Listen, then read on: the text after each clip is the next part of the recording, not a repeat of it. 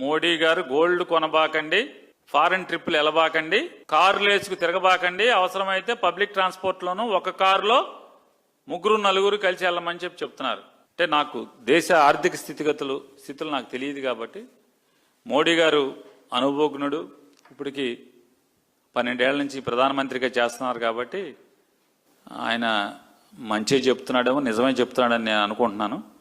అనుకుని నేనేది ఏంటంటే, మోడీ గారు, ప్రధానమంత్రి గారు, మీరు ఈ రాష్ట్ర ప్రజల్ని మీ మంచి ఆలోచనల్ని లేకపోతే మీ సూక్తుల్ని ఆలోచించమనే బదులు అయితే ఆచరణలో పెట్టమనే బదులు ముందు మోడీ గారిని కూడా ఢిల్లీ నుంచి అన్ని చోట్లకి రైల్లో వస్తే బాగుంటుంది, ఆయన కూడా కమర్షియల్ ఫ్లైట్లో వస్తే బాగుంటుంది. మోడీ గారు మా ముఖ్యమంత్రి గారు, మా ఉప ముఖ్యమంత్రి గారు, అలాగే మా ముఖ్యమంత్రి గారి కుమారుడు ముగ్గురు ఖచ్చితంగా వారం శుక్రవారం హైదరాబాద్ వెళ్ళిపోవాలి. వాళ్ళ ముగ్గురు స్పెషల్ ఫ్లైట్లో వెళ్తున్నారు. వాళ్ళ ముగ్గురిని ఒక కారు వేసుకుని హైదరాబాద్ వెళ్ళమని చెప్పండి.